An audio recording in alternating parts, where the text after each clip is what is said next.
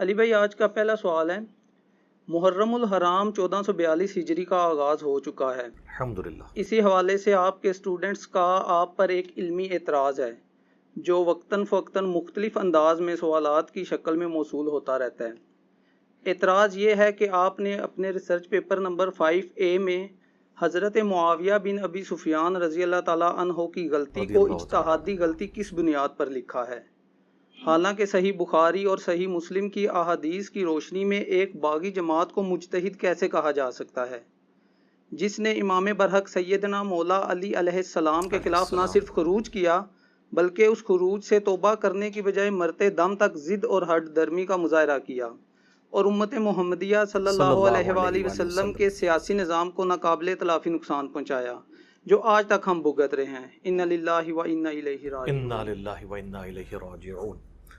دیکھیں جی، میری تو پہلی ریکویسٹ یہ ہے کہ ریسرچ پیپر نمبر 5A میں یہ جو کچھ میں نے لکھا حضرت معاویہ بن ابی سفیان رضی اللہ تعالی عنہما کے حوالے سے، تو اسے آپ میری اجتہادی خطا سمجھ لیں،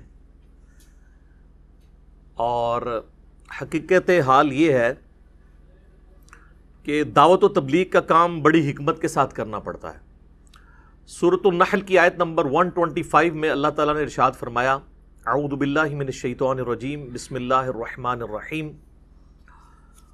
ادعو الی سبیل ربک بالحکمہ، بلاؤ اپنے رب کی طرف، اس کے راستے کی طرف حکمت کے ساتھ، والموعظۃ الحسنہ، اور اچھے واعظ کے ساتھ، وجادلہم باللتی ہی احسن، اور مجادلہ کرو مخالفین کے ساتھ، علمی ڈیبیٹ کرو، مناظرہ نہیں، مجادلہ، اس طریقے پہ جو احسن ہو، یعنی اس میں کوئی گالی گلوچ نہیں ہونی چاہیے۔ تو یہ جو تیسری کیٹیگری ہے نا، مجادلہ کرنے والی، جدل ویسے کہتے ہیں جھگڑے کو، لیکن جب علم کے لیے بات ہو رہی ہو تو اس سے مراد علمی ڈسکشن یا ڈیبیٹ جسے انگلش میں کہتے ہیں، تو یہ مجادلہ کرنے کے لیے اور حکمت کے ساتھ اللہ کے راستے کی طرف بلانے کے لیے بعض اوقات کچھ چیزوں کے اوپر کمپرومائز کرنا پڑتا ہے انیشل ڈوز کے طور پہ، لیکن میں نے بڑی ایمانداری کا ثبوت دیا ہے۔ اس میں بھی آپ دیکھیں کہ اس ریسرچ پیپر نمبر 5A کے اینڈ پہ میں نے ایک جملہ لکھا ہے، نوٹ، بالکل آخر میں آخری نوٹ یہی ہے، جس کا مطلب ہے کہ یہ پہلی قسط ہے، اس کی دوسری قسط آئے گی جس میں اس کی کلیریفیکیشن موجود ہوگی۔ نوٹ، مکمل حقائق جاننے کے لیے ریسرچ پیپر نمبر 5B، واقعہ کربلا کا حقیقی پس منظر 72 صحیح الاسناد احادیث کی روشنی میں اس کا مطالعہ فرمائیں۔ تو ظاہر ہے کہ میں نے اس چیپٹر کو کلوز نہیں کیا بلکہ اس کو دوسری قسط کی طرف رکھا ہے۔ تو آپ لا الہ کے اوپر نہ رک جائیں، الا اللہ کی طرف بھی جائیں نا۔ یہ کیا دعوت کی حکمت کی وجہ سے، اور حیران کن بات ہے کہ وہ لوگ جو پہلے اس ٹاپک کو سننے کے لیے تیار نہیں ہوتے تھے، ناسبیت کا جو زہر اہل سنت کے ہاں گھولا گیا اس کی وجہ سے، وہ جب 5B پڑھ لیتے ہیں پھر ہمیں یہ مشورہ دے رہے ہوتے ہیں کہ 5A سے اجتہادی غلطی نکالیں۔ پہلے اس ٹاپک کو سننے کے لیے تیار نہیں ہوتے ہیں، اور جب وہ پورے حقائق جان لیتے ہیں تو اینڈ رزلٹ یہ ہے کہ ہم اپنی دعوت پہنچانے میں کامیاب ہو جاتے ہیں۔ 5A میں اجتہادی خطا لکھنے سے ہماری دعوت کو کوئی نقصان نہیں ہے، فائدہ ضرور ہے۔ ایسے ماحول کے اندر جہاں پہ اس کو ٹاپک بنانا بھی جرم سمجھ رہے ہوں لوگ اہل سنت کے ہاں، بریلوی، دیوبندی، اہل حدیث، تینوں میں آپ دیکھ لیں ناسبیت کس درجے تک گھسی ہوئی ہے، تو وہاں پر پہلے یہ منوانا کہ یہ بھی کوئی ایک ٹاپک ہے جس پہ صدیوں سے پردہ ڈالا گیا اور تصویر کا ایک رخ آپ کو بتایا گیا، دوسرے پہ جان بوجھ کے پردہ ڈالا گیا ہے، آپ کو صرف رافضی کی رٹ لگوائی گئی ہے۔ ناسبی بھی کوئی بلا کا نام ہے، کتابوں میں تو لکھی ہوئی تھی، اور وہ بیسیکلی بڑا فتنہ ہے رافضیت سے بھی، بلکہ رافضیت بائی پروڈکٹ ہے ناسبیت کی، یہ تو آپ کو نہیں بتایا گیا تھا۔ تو ایسے ماحول کے اندر اپنی دعوت کو لانچ کرنے کے لیے بعض اوقات حکمت کے ساتھ معاملات کو لے کے چلنا پڑتا ہے۔ آپ کو پتہ ہے وہ مولانا اسحاق مدنی رحمہ اللہ تعالی فیصل آباد والے، ان کے اسٹوڈنٹ ہیں کاشف بھائی، انہوں نے بھی مجھ سے بڑا گیلا شکوہ کیا اس کے اوپر. تو میں نے ان کو سمجھایا کہ کاشف بھائی آپ جس طریقے سے دعوت کو لے کے چل رہے ہیں نا, نیا بندہ کبھی بھی اس دعوت کو اس طریقے سے ایکسیپٹ نہیں کرے گا, کیونکہ بہت بڑی دراڑ آ چکی ہے. سنی شیعہ اپنے غلط عقائد پہ محکم ہوئے ہیں چند ایک پازیٹیو چیزوں کی وجہ سے, جو سمجھتے ہیں یہ ہمارا پازیٹیو پوائنٹ ہے. نیگیٹو چیزوں سے وہ اپنے صرف نظر کر لیتے ہیں. اہل سنت بھی اپنی چند پازیٹیو چیزوں کی وجہ سے اپنے عقائد میں محکم ہوئے ہیں اور اپنی نیگیٹو چیزوں سے صرف نظر کرتے ہیں. تو ایسے ماحول کے اندر اگر, چونکہ ہمارا تو پلیٹ فارم اہل سنت کا ہے, یہ ذہن میں رکھیے گا. میں نے یہاں پہ اصول الکافی نہیں رکھی ہوئی, یہ اہل سنت کی کتابیں رکھی ہوئی ہیں. منہج کے طور پر ہم اہل سنت کے منہج پہ ہیں, فرقے کے طور پر نہیں.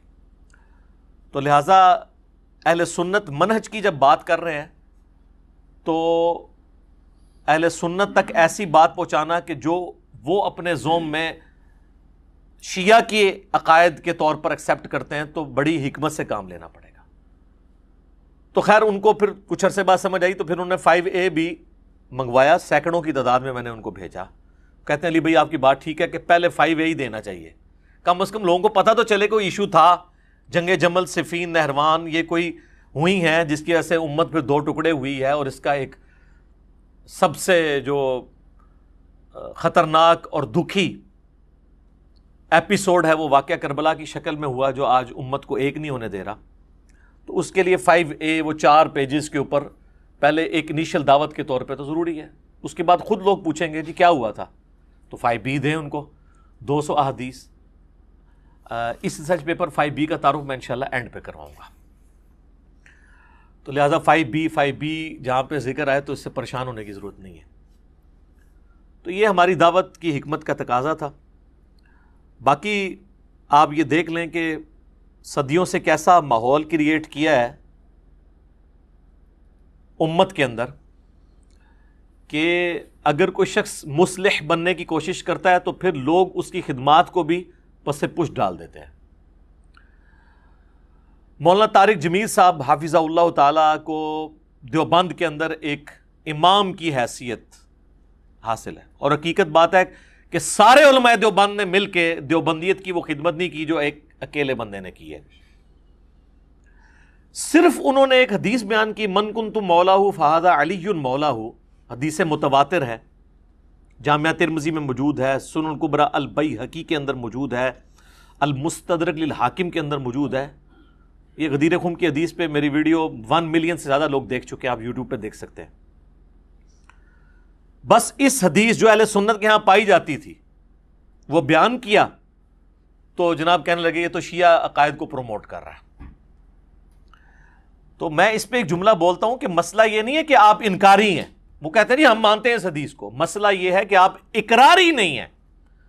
ہم کب کہتے ہیں کہ مولا علی کہنے کا کوئی انکاری ہے؟ اقراری بھی تو نہیں تھے. لال رومال والوں نے کبھی مولا علی لفظ کبھی مجھ سے پہلے یوز کیا تھا؟ وہ تو بلکہ بولتے ہوئے لگ رہا ہوتا ہے کہ یہ نیا نیا سیکھا ہے. جیسے ہمارے بعض پولیٹیشنز جب وہ نبی صلی اللہ علیہ وآلہ وسلم کا نام لیتے ہیں تو درود شریف صلی اللہ علیہ وآلہ وسلم لگ رہا ہوتا ہے کہ یہ بھی گھر سے سیکھ کے آئے ہیں. تو وہ بھی مولا علی جب کہہ رہے ہوتے ہیں تو لگ رہا ہوتا ہے کہ یہ نیا نیا سیکھا ہے. تو ظاہر تبدیلی تو آئی ہے نا. تو طارق جمیل صاحب کو دیوبندی علماء نے اور کٹر قسم کے جو دیوبندی فرقے کے عوام الناس تھے, انہوں نے کہا یہ تو فارغ ہو گیا. حالانکہ ہزاروں باتیں دیوبندیوں والی ہیں, ایک بات میں جو بات ٹھیک تھی یہ بھی نہیں کہ غلط کی ہے, صرف یہ کہ کی کیوں ہے, ضرورت ہی نہیں تھی کرنے کی, تاکہ وہ فرقے کی دراڑیں قائم رہیں, وہ خلاف ہو گئے. دوسری طرف ڈاکٹر طاہر القادری صاحب, مفتی حنیف قریشی صاحب, بریلویت میں کتنا ایک منجے ہوئے علماء میں سے, ان کو بھی انہوں نے رافضی ڈکلیئر کر دیا صرف اہل بیت کی شان بیان کرنے کے اوپر. اہل حدیث میں مولانا اسحاق صاحب کو تو ریٹن میں 40 علماء نے فتویٰ لکھ کے کہا کہ یہ تو اسلام سے بھی خارج کر دیا, صرف فرقے سے نہیں, انہوں نے کہا یہ اسلام سے بھی خارج ہے, آؤٹ آف کانٹیکسٹ ان کی ویڈیوز کو یوز کر کے. تو اس سے ایک بات تو سمجھ آ گئی, جو میں نے مولانا طارق جمیل صاحب کو بارہا جب میری ڈسکشن ہوتی ہے ان سے, میں ان سے کہتا ہوں کہ آپ دیکھ لیں کہ آپ ایک بات میں اختلاف کریں تو آپ کا فرقہ آپ کو اٹھا کے پھینک دیتا ہے. تو مجھے بتائیں, میرا تو 20 باتوں میں سب سے اختلاف ہے, مجھے کون ایکسیپٹ کرے گا؟ آپ کو تو ایکسیپٹ ہی نہیں کیا انہوں نے. ایک بات کے اوپر، اور وہ بھی غلط بات نہیں تھی، لہٰذا ان پہ 4 تکبیریں پڑھ دیں. تو الحمدللہ اب آپ دیکھ رہے ہیں کہ انہوں نے کس طریقے سے بالکل بے پرواہ ہو کے جو صحیح بات ہے وہ کرنی شروع کر دی ہے پبلکلی. پہلے بھی ان کو کلیئر تھی لیکن اب وہ پبلکلی بھی کرتے ہیں الحمدللہ. تو ایسے ماحول کے اندر دعوت لانچ کرنے کے لیے حکمت کو اڈاپٹ کرنا ضروری ہے، اور لوگوں کو یہ بتایا جائے کہ فضائل صحابہ احمد بن حنبل کی کتاب جو ہے اس میں 2 احادیث صحیح سند کے ساتھ موقوفاً مولا علی رضی اللہ تعالیٰ عنہ علیہ السلام سے ہیں کہ نبی صلی اللہ علیہ وآلہ وسلم کے ریفرنس سے ہی ظاہر ہے یہ علم الغیب والی خبر ہے کہ مولا علی کہتے ہیں کہ میری وجہ سے 2 فرقے گمراہ ہوں گے اور 2 فرقے دوزخ میں جائیں گے، ایک میری محبت میں غلوف کر کے اور ایک میری دشمنی میں غلوف کر کے. گمراہ بھی ہوں گے اور دوزخ تک بھی پہنچیں گے. اچھا، محبت میں گمراہ ہو کر دوزخ تک پہنچنے والا جو فرقہ ہے وہ ہمیں بچپن سے بتایا گیا جی یہ رافضی ہیں، لیکن ہمیں دوسرے فرقے کا نہیں بتایا گیا. وہ کہتے ہیں وہ پہلے تھا، ایک ختم ہو گیا، خارجی اور یہ وہ. چونکہ آج وہ خود اس کا شکار ہیں تو ظاہر دوسرے کا تو نام نہیں لیں گے کہ دوسرا کون ہے. تو وہ تھے ناصبی، نسب کہتے ہیں کھڑا کرنے کو، جو حضرت علی کے خلاف کھڑے ہوئے. وہ قیامت تک رہیں گے. خوارج تو قیامت تک موجود رہیں گے. سنن نسائی میں حدیث ہے کہ خوارج قیامت تک رہیں گے، حتیٰ کہ ان کا آخری گروہ جو ہے وہ دجال کے ساتھ مل کے مسلمانوں کے خلاف ہوگا. تو آج کے دور میں بھی ناصبی موجود ہیں، خارجی موجود ہیں، اور انہی لوگوں میں موجود ہیں جو صرف رافضیت کی رٹ لگاتے ہیں، اور وہ اپنے گناہ کو چھپانے کے لیے ایک دوسرا نعرہ اڈاپٹ کرتے ہیں. ہم کہتے ہیں رافضیوں کے بھی غلط عقائد کا رد کریں اور ناصبیوں کے بھی، اور اس پلیٹ فارم سے اللہ کے فضل سے کوئی نہیں بچا.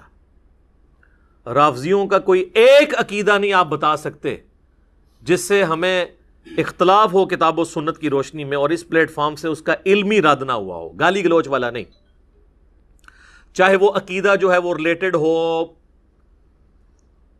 امامت سے، خواہ وہ توحید کے حوالے سے ان کے اندر خرابیاں ہوں، چاہے محرم کی رسومات ہوں، جھولے کی شکل میں، ماتم اور پنجوں کی شکل میں، کوئی ٹاپک نہیں بچا اسی پلیٹ فارم سے علمی رد ہوا ہے اور لوگوں کی اصلاح کا سبب بنا ہے. اور ناسبیت کا رد بھی اسی پلیٹ فارم سے ہوا ہے. باقیوں نے تو سب نے اپنے اپنی مرضی کی چیزیں پکڑی ہوئی ہیں.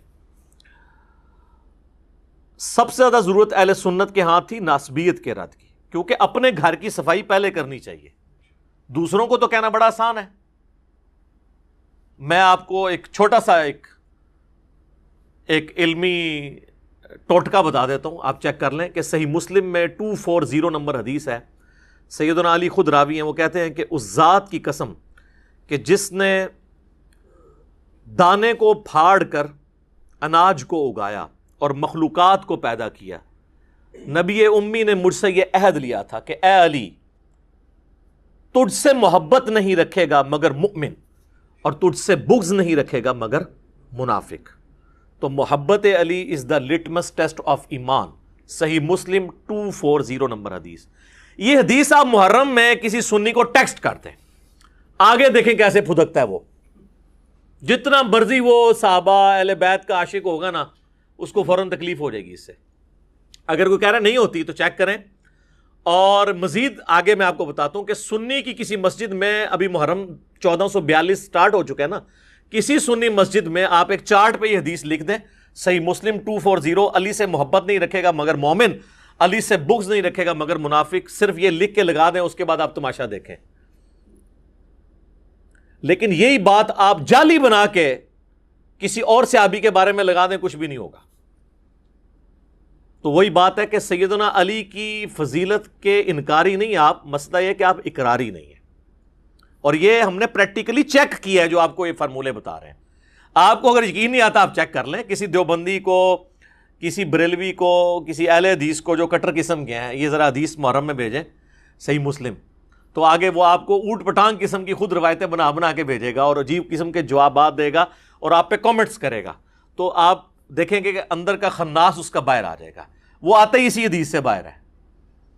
اور میں کہتا ہوں مولا علی کی شان میں نمبر 1 حدیث اس روئے ارض پہ اگر کوئی ہے نا، وہ یہی ہے، مسلم کی 240، کیونکہ یہاں پہ تو ایمان کی بات ہو رہی ہے۔ اور دوسرے نمبر پہ اگر کوئی حدیث ہے تو وہ ہے کہ علی کی میرے ساتھ وہی نسبت ہے جو ہارون کی موسیٰ کے ساتھ، مگر میرے بعد کوئی نبی نہیں، جو بخاری اور مسلم دونوں میں ہے۔ انبلیویبل چیز ہے۔ قرآن میں آتا ہے نا کہ حضرت موسیٰ نے دعا کر کے حضرت ہارون کو مانگا تھا۔ اس لیول کا رسول اللہ کے ساتھ کوئی سپورٹر تھا نا تو مولا علی تھے رضی اللہ تعالیٰ عنہ علیہ السلام۔ اور فرمایا کہ میرے بعد نبی کوئی نہیں آنا، یعنی سیدنا علی اگرچہ حضرت ہارون کی طرح نبی علیہ السلام کے سپورٹر تھے جیسا کہ وہ موسیٰ علیہ السلام کے، لیکن نبی نہیں تھے۔ تو کیا مطلب ہے کہ نبوت کے فوراً بعد اگر کوئی درجہ ہے تو مولا علی کا ہے۔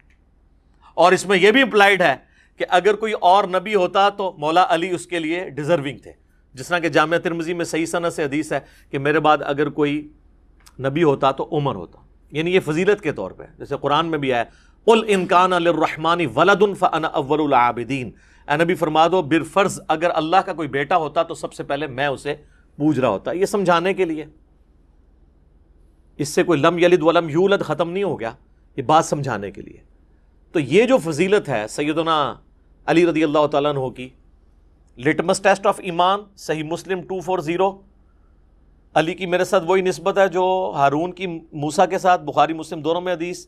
اور تیسری ہے من کنت مولاہ فہذا علی مولاہ، غدیر خم کی حدیث۔ یہ 3 ٹاپ آف دا لسٹ فضائل ہیں، ویسے تو بہت زیادہ ہیں۔ المستدرک للحاکم میں صحیح سند کے ساتھ امام احمد بن حنبل کا قول ہے کہ ذخیرے احادیث میں سب سے زیادہ احادیث جس شخص کی فضیلت میں ہیں وہ علی ابن ابی طالب ہے رضی اللہ تعالیٰ عنہ علیہ السلام۔ صلاۃ بر محمد و آل محمد، اللہم صلی علی محمد و علی آل محمد۔ تو اب اس ماحول کے اندر اجتہادی خطاب والا جو ہم نے ایک دعوت کو لانچ کرنے کے لیے حکمت اڈاپٹ کی ہے، آپ اس حکمت کو سمجھیں۔ اب اس خطا کے حوالے سے بھی تھوڑی ڈسکشن ہو جائے۔ صحیح بخاری اور صحیح مسلم دونوں میں یہ حدیث موجود ہے، متفق علیہ، اور بخاری میں ذرا ڈیٹیل کے ساتھ ہے، انٹرنیشنل نمبر کے مطابق 2812۔ مسجد نبوی کی تعمیر کے دوران یا غزوہ خندق میں خندق کھودتے ہوئے، ان دونوں میں سے کوئی ایک موقع تھا۔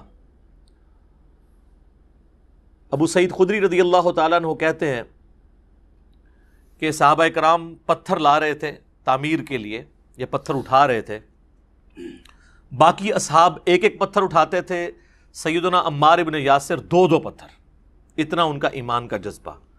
ظاہر ہے کہ جس کے جینز کے اندر ایمان ہو، جس کے ماں باپ اسلام کے پہلے شہداء ہوں، سیدنا یاسر اور سیدہ سمیہ رضی اللہ عنہما وعلیہم السلام، اسلام کے پہلے شہید جنہوں نے ابو جہل کی تکلیف اٹھائی، تو ان کا بیٹا پھر یہی ہوگا نا۔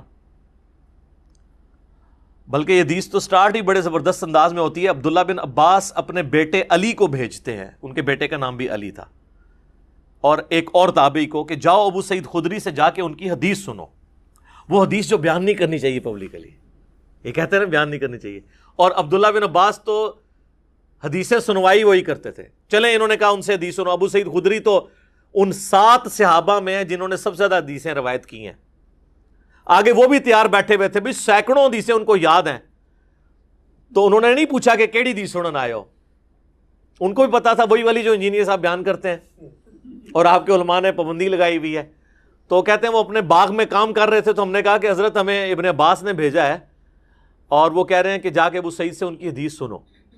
ابو سعید کو تو سینکڑوں ہزاروں حدیثیں یاد ہیں، انہوں نے پوچھا کیڑے علی، تو انہوں نے کہا کہ سنو۔ پھر انہوں نے یہ حدیث شروع کی کہ اس طریقے سے تعمیر کا موقع تھا، سب لوگ ایک ایک پتھر اٹھا رہے تھے اور عمار بن یاسر 2 پتھر۔ تو نبی علیہ السلام نے اپنے مبارک ہاتھوں سے جو ہے ان کے سر اور داڑھی سے مٹی جھاڑتے ہوئے کہا، وائے عمار، اے سمیہ کے بیٹے، افسوس، یعنی تو کتنی اسلام کے لیے خدمت کر رہا ہے، افسوس تجھے ایک باغی جماعت قتل کرے گی، تو انہیں اللہ اور جنت کی طرف بلائے گا اور وہ جماعت تجھے دوزخ کی طرف بلا رہی ہوگی۔ اب یہ بڑے سخت الفاظ ہیں صحیح بخاری میں 2812 کہ سیدنا علی کے سپورٹر سیدنا عمار بن یاسر اور ان کی جماعت کو نبی علیہ السلام نے کہا جنت کی طرف اور اللہ کی طرف بلانے والی جماعت، اور ان کے مخالفین کو یعنی اہل صفین کو، حضرت معاویہ رضی اللہ تعالیٰ عنہ کی جماعت کو دوزخ کی طرف بلانے والی جماعت، ٹھیک ہے. اور پھر ساتھ کہا باغی، پولیٹیکل ٹرم میں بغاوت. یہ نہیں ہے کہ وہ اسلام سے باغی ہو گئے تھے، یعنی پولیٹیکلی خلیفہ برحق کے خلاف انہوں نے بغاوت کی، جس کی اطاعت واجب تھی. وَأُولِي الْأَمْرِ مِنْكُمْ کے تحت سورہ نساء کی آیت نمبر 59، اطیعوا اللہ واطیعوا الرسول وَأُولِي الْأَمْرِ مِنْكُمْ. تو یہ حدیث ہے جی. اور یہ حدیث جب پریکٹیکلی سامنے آئی جنگ صفین میں سیدنا عمار بن یاسر شہید ہوئے. حضرت معاویہ کے ایک فوجی تھے ابو الغادیہ جو اصحاب شجرہ میں سے ہیں، اور صحیح مسلم میں حدیث ہے کہ اصحاب شجرہ جو ہیں نا، جنہوں نے بیعت کی ہے اس درخت کے نیچے صلح حدیبیہ کے موقع پر، جو سورہ فتح میں بھی ذکر ہوا ہے اس کا، تو مسلم کے الفاظ ہیں اصحاب شجرہ کو دوزخ کی آگ نہیں چھوئے گی. اب یہ ابو الغادیہ یہ بھی اصحاب شجرہ میں سے تھے. مسند امام احمد بن حنبل میں ایک پورا چیپٹر ہے جس میں ان کی حدیثیں ہیں جو انہوں نے نبی علیہ السلام سے بیان کی ہیں، اور وہ حدیثیں وہی ہیں کہ عمار کو باغی جماعت قتل کرے گی اور عمار کا قاتل اور مال لوٹنے والا جہنم میں ہے. اور انہی حدیث میں ابو الغادیہ خود رویا کرتے تھے کہ مجھ سے عمار ابن یاسر کا قتل ہوا ہے. اور وہ تو بڑی دردناک حدیثیں ہیں، پھر ٹاپک دوسری طرف چلا جائے گا، وہ آپ ریسرچ پیپر میں پڑھ لیجئے گا، وہ میں اینڈ پہ بتا بھی دوں گا انشاءاللہ. تو ابو الغادیہ سے ہوا، اور اس پہ بعض لوگوں نے کوشش کی کہ جی ابو الغادیہ جو ہے وہ اتنا بڑا جرم کر کے بھی بخشے جائیں گے کیونکہ اصحاب شجرہ میں سے ہیں. تو شیخ ناصر الدین البانی، جن کو اہل حدیث تو اپنا محدث اور اس دور کا امام بخاری مانتے ہیں، باقی مکاتب فکر میں بھی اہل علم ان کی قدر کرتے ہیں، انہوں نے سلسلہ احادیث صحیحہ میں باقاعدہ بحث کی کہ یہ بہت مشکل تعویل ہے جو آپ کر رہے ہیں. اور انہوں نے کہا چونکہ نبی علیہ السلام نے اسپیسیفکلی فرما دیا ہے تو جو عام دلیل ہوتی ہے وہ خاص دلیل عام دلیل کو ختم کر دیتی ہے، عام دلیل کبھی خاص دلیل کو ختم نہیں کرتی. اور یہ اہل حدیثوں کو بات پتہ ہے، جب ہم انہیں کہتے ہیں نا وَإِذَا قُرِئَ الْقُرْآنُ فَاسْتَمِعُوا لَهُ، تو وہ کہتے ہیں یہ تو جنرل ہے، ہم اس کو ختم کرتے ہیں لا صلاۃ لمن لم یقرأ بفاتحۃ الکتاب سے. وہ کہتے ہیں وہ خاص ہے کہ جو فاتحہ نہیں پڑھتا اس کی نماز نہیں ہوتی، لہٰذا یہ جو جنرل آیت ہے اس میں یہ ایک تخصیص آ جائے گی کہ فاتحہ آپ پڑھ سکتے ہیں امام کے پیچھے بھی. ایک علیحدہ سے ایک ٹاپک ہے. یہاں پہ وہ بھول جاتے ہیں کہ جب اسپیسیفکلی آ گیا کہ عمار کا قاتل اور مال لوٹنے والا جہنم میں ہے، المستدرک الحاکم میں حدیث ہے، مسند امام احمد میں، تو وہ عام والی بشارت اس سے گئی. لیکن یہ ہمیشہ کے لیے جہنم میں نہیں، الٹیمیٹلی ہر مسلمان کو جس نے ایک دفعہ بھی کلمہ پڑھا ہے وہ جنت میں جانے میں انشاءاللہ کامیاب ہو جائے گا. باقی یہ آخرت کے معاملے میں نے آپ کو ایک ٹیکنیکل بحثیں کی ہیں. اللہم اجرنا من النار، آمین ثم آمین. تو یہ حدیث اور اس کے بعد جب یہ سارا معاملات ہوئے تو پھر اہل سنت کے ہاں یہ چیز اسٹیبلش ہو گئی کہ حضرت علی رضی اللہ تعالیٰ عنہ کی ساری جنگیں حق پر مبنی تھیں اور مخالفین باغی تھے. البتہ اس میں اختلاف ہے کہ مخالفین کی جو بغاوت ہے وہ اجتہادی خطا کے طور پہ شمار کی جائے گی یا ہٹ درمی کے اوپر، اس میں اختلاف ہے. پھر اس میں بھی ایک جز کے اوپر اتفاق ہے کہ جو اہل جمل ہیں یعنی سیدہ عائشہ، سیدنا طلحہ، سیدنا زبیر رضی اللہ عنہم اجمعین وعلیہم السلام اجمعین، چونکہ انہوں نے اپنی اس غلطی سے رجوع کر لیا تھا بعد میں اور شرمسار تھے، لہٰذا ان کی غلطی کو اجتہادی غلطی کے طور پہ ایکسیپٹ کیا جائے گا اس حوالے سے کہ اللہ تعالیٰ معاف فرمانے والا ہے. اور مولا علی نے بھی ان کو معاف کر دیا. وہ المستدرک للحاکم میں، المصنف ابن ابی شیبہ میں اور کئی کتابوں میں، سنن الکبریٰ للنسائی کے اندر حدیث موجود ہے کہ مولا علی نے کہا کہ میں اللہ سے امید کرتا ہوں، یہ سورۃ الحجر کے اندر جو آیت ہے کہ اہل ایمان آمنے سامنے بیٹھے ہوئے ہوں گے جنت میں تختوں کے اوپر، اور اللہ تعالیٰ ان کے دلوں سے میل دور کر دے گا اور وہ جنت میں پہنچ جائیں گے. میں اللہ سے امید کرتا ہوں کہ یہ بشارت میرے طلحہ، زبیر اور عثمان بن عفان کے لیے رضی اللہ عنہم اجمعین کے ہمارے دلوں میں جو ایک دوسرے کے بارے میں چیز آ گئی ہے وہ اللہ تعالیٰ دور کر دے گا. لیکن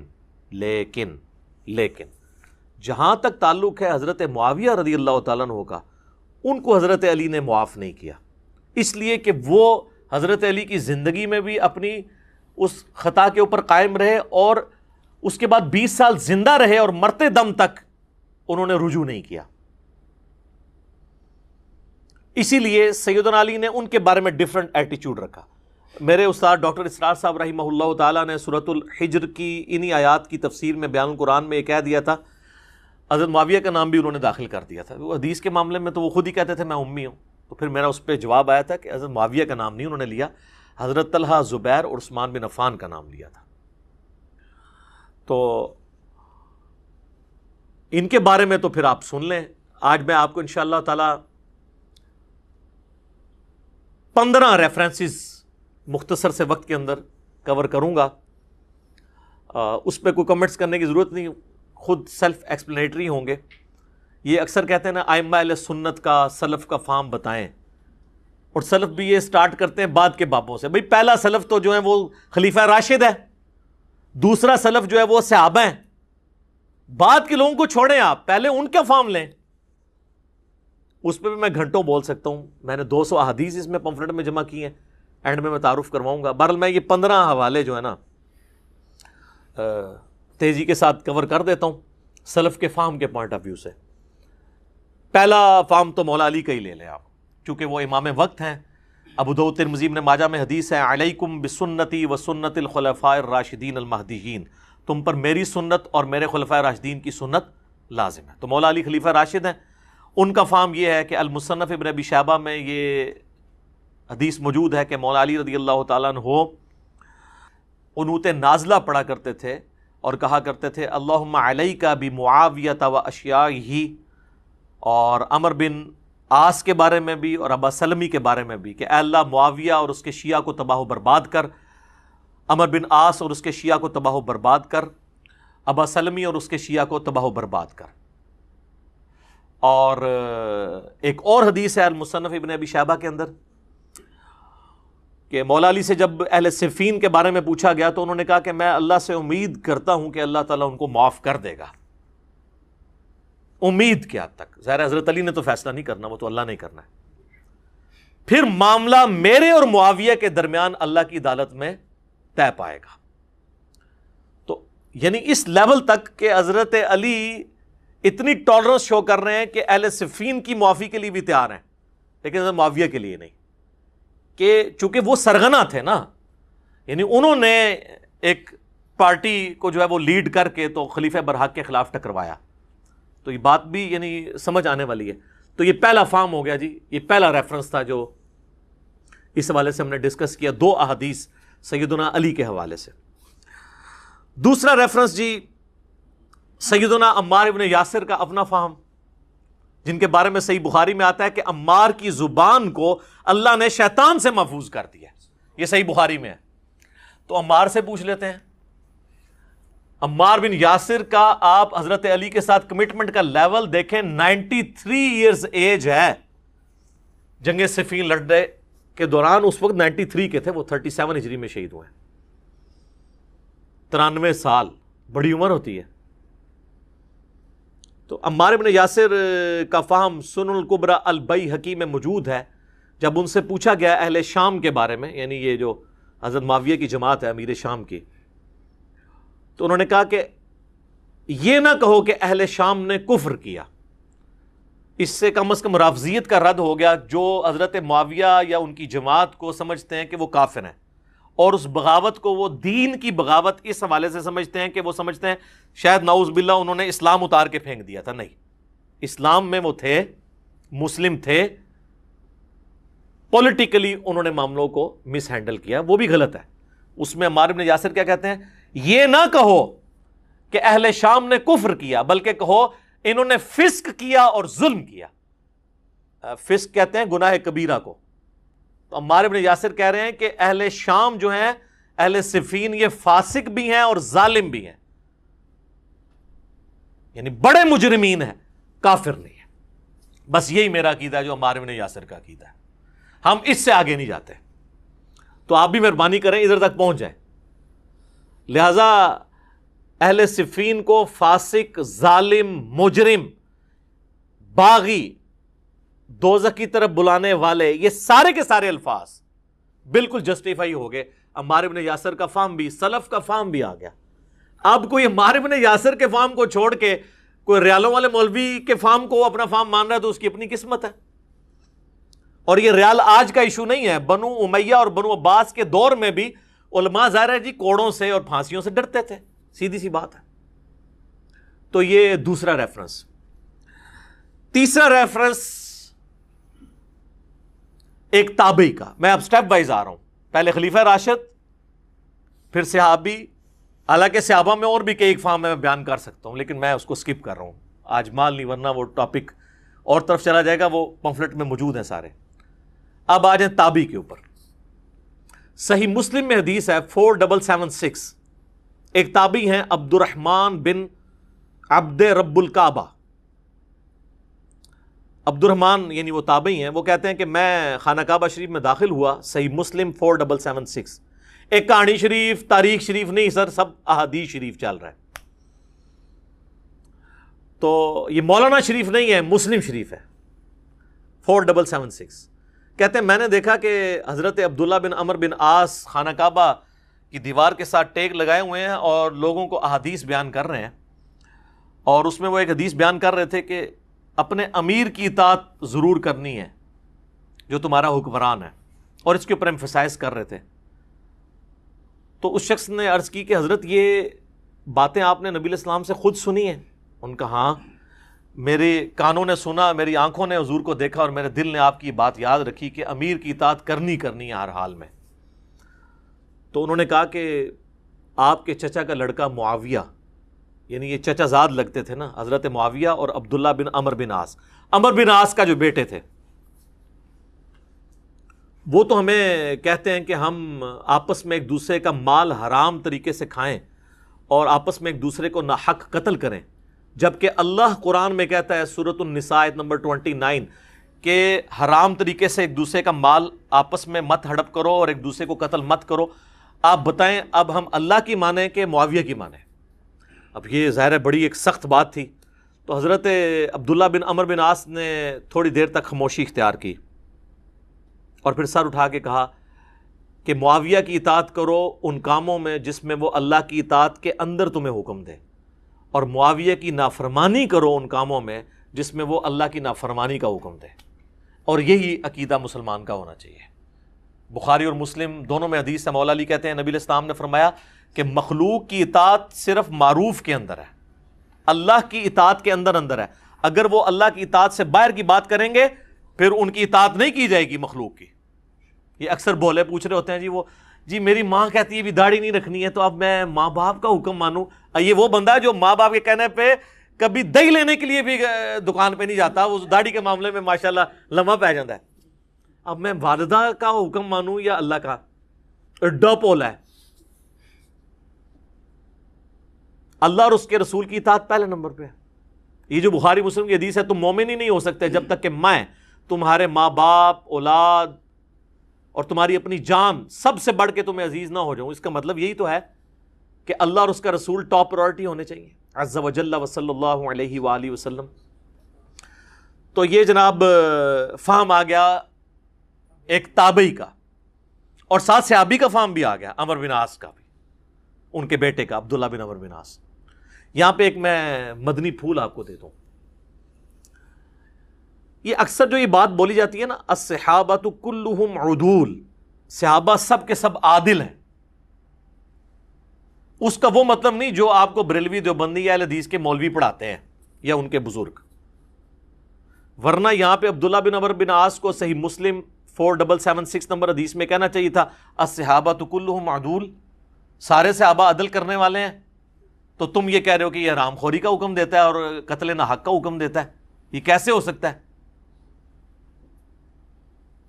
الصحابۃ کلہم عدول، یہ نہ کوئی آیت ہے نہ کوئی حدیث ہے، یہ ایک سلوگن کے طور پہ جملہ محدثین کے ہاں پایا جاتا ہے کہ روایت حدیث میں تمام صحابہ عادل ہیں، کیونکہ یہ چیز جان پھٹک ہو چکی ہے کہ صحابہ کرام سے مختلف قسم کی غلطیاں ضرور ہوئیں بحیثیت انسان، آپ اس کو اجتہادی خطا ہی کہہ لیں، لیکن رسول اللہ پہ کبھی انہوں نے جھوٹ نہیں باندھا، کیونکہ نبی علیہ السلام نے اس گناہ کی سنگینی اس قدر راسخ کی تھی ان کے اندر، سر بخاری مسلم میں پہلی حدیث ہی مولا علی سے یہ ہے، بخاری میں بھی، کہ میری طرف کوئی ایسی بات منسوب نہ کرنا جو میں نے نہیں فرمائی، ورنہ اپنا مقام دوزخ میں دیکھ لو۔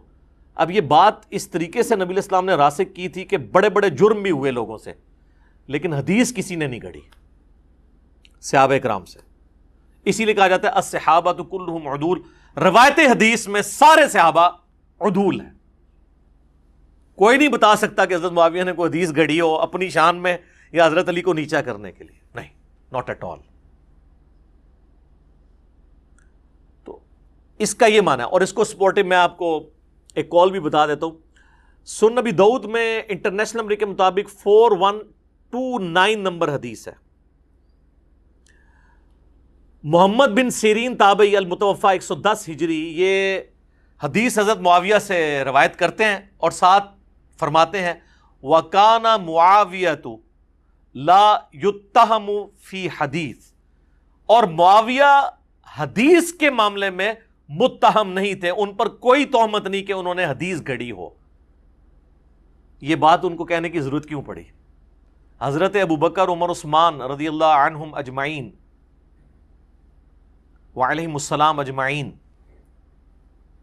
اور مولا علی کو بھی بیچ میں شامل کر لیں، ان سے حدیثیں روایت کرتے ہوئے تو کبھی نہیں تابعی کہتا کہ روایت حدیث میں وہ کبھی جھوٹ نہیں بولا کرتے تھے، ان پہ کوئی تہمت نہیں ہے۔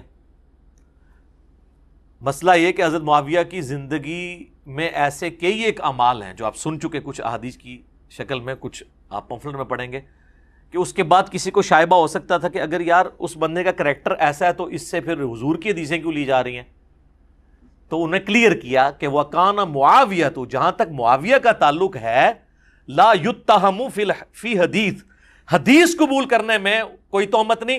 الصحابۃ کلہم عدول کا مطلب یہ ہے، جو رٹ لگائی ہوتی ہے جناب دیوبندیوں نے بھی جگہ جگہ صحابۃ کلہم عدول، عام بندہ سمجھتا ہے کہ قرآن و آیت و حدیث پڑھ رہے ہیں، یہ ایک جملہ ہے، ایک سلوگن ہے، اور وہ بھی صحیح معنی نہیں اس کا بیان کرتے کہ عدول کا مطلب کیا ہے۔ وہ ابن سیرین کا میں نے حدیث کی کتاب ابو داؤد سے بیان کر دیا۔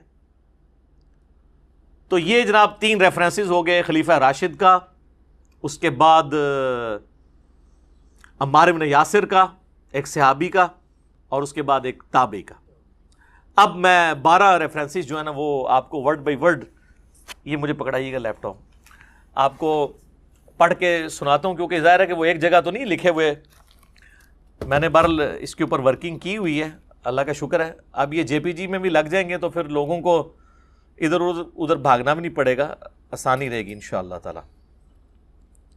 ہاں جی 3 ہو گئے نا جی، آج جو 4تھا ریفرنس، علی ابن الجعد المتوفا 230 ہجری، احمد بن حنبل اور امام بخاری کے استاد ہیں، ان کی حدیث کی کتاب بھی ہے مسند علی ابن الجعد، علی ابن الجعد، ایسے ابن الجود بھی پڑھتے ہیں، یہ جود لفظ غلط ہے، یہ زبر کے ساتھ ہے، بہرحال اردو میں چل جاتا ہے، مولویوں کا زیادہ ایزا ہوتا ہے، میں ویسے آپ کو کلیریفائی کر رہا ہوں، کوئی فرق نہیں پڑتا، آپ جود پڑھ لیں میرے شکل سے، عربی میں جعد لفظ ہے۔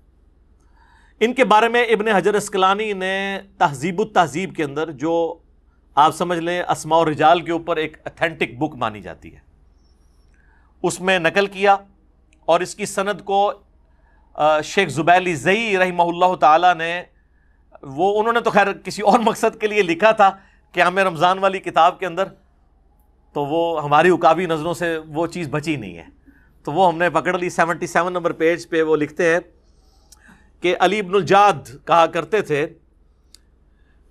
مجھے یہ برا نہیں لگتا کہ اللہ تعالی معاویہ کو عذاب دے۔ یہ جملہ آج تک میں نے کبھی بیان نہیں کیا خود اپنے ریفرنس سے۔ یہ اتنا بڑا جملہ بول کے جو یہ کہہ رہا ہے کہ مجھے یہ برا نہیں لگے گا کہ قیامت والے دن حضرت معاویہ کو عذاب ہو، یہ اہل سنت کا امام ہے، احمد بن حنبل کا استاد ہے، امام بخاری کا استاد ہے، اس کی حدیث کی کتاب مانی جاتی ہے۔ شیخ زبیر صاحب نے بھی اس میں لکھا ہے کہ ہم اسے سیکھے ہی مانتے ہیں۔ اس کو کیوں نہیں رافضی کہتے یا نیم رافضی کہہ دے؟ نہیں، وہ بڑا ہے، تو ہم تو سلف کا فہم عوام کے سامنے بیان کریں۔ یہ آپ کے سلف ان کے بارے میں لکھ کے گئے ہیں جن کا آپ جھوٹا دفاع کرتے ہیں۔ یہ اذانیں شروع ہو چکی ہیں، بقیہ کے ریفرنسز انشاءاللہ اذان کے وقفے کے بعد انشاءاللہ۔ ہاں جی جناب، اب آ جائیں جی 5th ریفرنس کی طرف،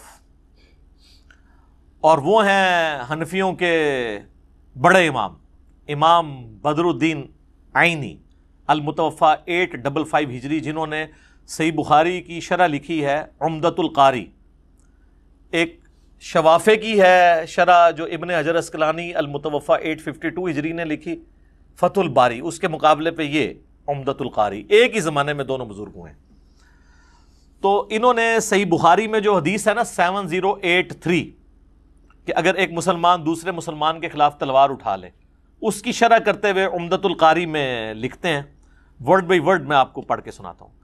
وہ کہتے ہیں کہ امام کرمانی رحمہ اللہ نے کہا کہ سیدنا علی اور حضرت معاویہ دونوں ہی مجتہد تھے، زیادہ سے زیادہ یہ ہے کہ حضرت معاویہ کو اجتہاد میں خطا لاحق ہو گئی، ان کو 1 اجر ملے گا، جبکہ سیدنا علی کو 2 اجر ملیں گے۔ تو اس دعوے کے اوپر وہ کمنٹس کرتے ہیں امام بدر الدین عینی، وہ کہتے ہیں میں کہتا ہوں کہ حضرت معاویہ کی خطا کو اجتہادی خطا کیسے کہہ دیا جائے، اور ان کے اجتہاد پر کیا دلیل ہے، حالانکہ ان کو یہ حدیث مل چکی تھی جو بخاری مسلم کی حدیث میں نے پہلے بیان کی، جس میں رسول اللہ نے فرمایا تھا صلی اللہ علیہ وآلہ وسلم، افسوس ابن سمیہ کو ایک باغی جماعت قتل کرے گی، اور ابن سمیہ عمار ابن یاسر ہیں، اور ان کو حضرت معاویہ کے گروہ نے جنگ صفین میں قتل کیا۔ کیا حضرت معاویہ اس پر راضی نہیں کہ ان کو برابر چھوڑ دیا جائے، چہ جائے کہ ان کو 1 اجر بھی ملے؟ یہ بات ٹیکنیکلی درست ہے۔ دیکھیں وہ جو حدیث ہے نا بخاری اور مسلم کی، اس میں الفاظ ہیں کہ اگر کوئی حاکم اجتہاد کرے، حاکم، تو اپنے صحیح اجتہاد کے اوپر اللہ تعالیٰ اسے 2 اجر عطا فرمائے گا، اور اگر اس نے غلط اجتہاد کیا تو 1 اجر۔ مخالفین تو ہوتے ہی باغی ہیں، انہوں نے اجتہاد کرنا ہی نہیں، وہ اجتہاد کے تو اہل ہی نہیں ہوتے۔ یعنی سیدنا علی اگر جنگ جمل، صفین اور نہروان غلط بھی لڑتے نا، تب بھی 1 اجر ملتا ان کو۔ اب تو خیر الحمدللہ ان کی تینوں جنگیں درست ہیں، میرے ریسرچ پیپر کے اوپر سپورٹی بخاری مسلم کی کئی احادیث ہے، تو ان کے لیے ڈبل اجر ہے، مخالفین مجتہد نہیں ہے۔ 6واں ریفرنس ابن حجر اسقلانی المتوفی 852 ہجری، جو ان کے ہی زمانے کے ہیں، فتح الباری میں صحیح بخاری کی ایک حدیث ہے 3766 حضرت معاویہ کے بارے میں، جس پہ امام بخاری نے باب باندھا ہے، باب ذکر معاویہ، امام بخاری نے۔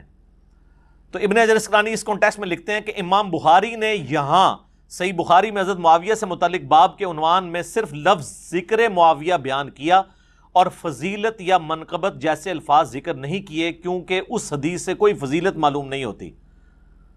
وہ حدیث کیا تھی کہ حضرت معاویہ 1 وتر پڑھتے تھے، تو کہتے ہیں اس میں کوئی فضیلت والی بات نہیں۔ حضرت ابن عباس نے جو کہا نا کہ وہ فقیہ ہے، صحابی ہے، اس کو چھوڑ دو، اور یہ بھی حضرت ابن عباس نے تقیتاً بات کی تھی، کیونکہ طحاوی شریف حنفیوں کی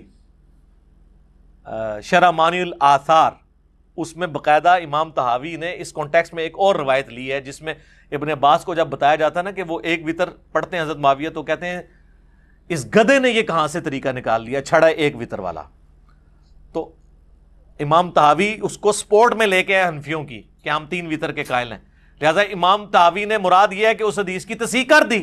لوگ کہتے ہیں امام طحاوی نے ساتھ نہیں لکھا کہ صحیح ہے غلط ہے، وہ ثبوت کے طور پہ جب کوئی بات پیش کی جاتی ہے تو صحیح ہونے کے ساتھ ہی پیش کی جاتی ہے۔ تو یہ میں نے آپ کو ساتھ ساتھ تھوڑا سا بریف بھی کر دیا۔ تو کہتے ہیں کہ ابن عباس کا حضرت معاویہ کے لیے فقیہ اور صحابی کا بیان ہی بطور فضیلت کافی ہے، تاہم امام ابن ابی عاصم نے حضرت معاویہ کے مناقب میں ایک رسالہ لکھا، اسی طرح کا کام ابو عمر غلام اور ابو بکر نقاش نے بھی کیا، اور امام ابن جوزی نے بھی اپنی من گھڑت احادیث کو جمع کرنے والی کتاب الموضوعات، موضوعات شریف گڑی ہوئی حدیث ہے، اس میں بھی کچھ روایتیں نقل کی ہیں۔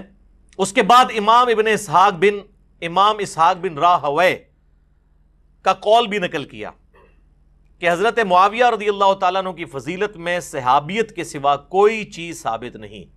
ابن حجر اسقلانی مزید لکھتے ہیں یہی وجہ ہے کہ امام بخاری نے بھی اپنے استاد یعنی امام اسحاق، جنہوں نے کہا کہ صحابی کے علاوہ کوئی فضیلت ان کے لیے ثابت نہیں ہے، لہٰذا کیٹاگوریکل ڈینائی ہو گیا، وہ جو کبھی ہادی اور مادی لے کے آتے ہیں, کبھی سمندری جہاد, کبھی کچھ, وہ سب کچھ انکار کرتے ہیں. اور امام بخاری اگر وہ سمندری جہاد والی سے وہ رزلٹ نکل رہا ہوتا تو امام بخاری حضرت معاویہ کے چیپٹر میں وہ حدیث لے آتے ہیں اور اس میں سے رزلٹ وہ اس طریقے سے نکالتے ہیں جس طرح انہوں نے نکالا ہے.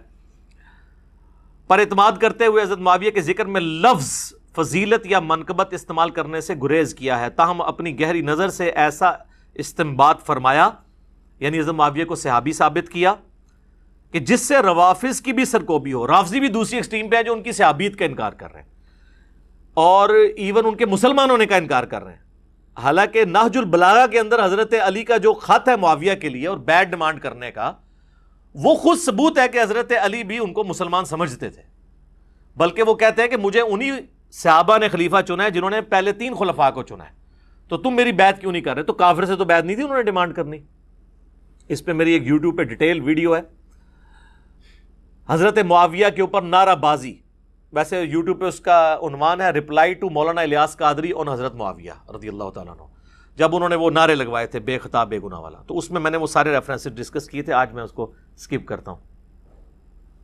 اور امام نسائی کا واقعہ اس بارے میں مشہور ہے.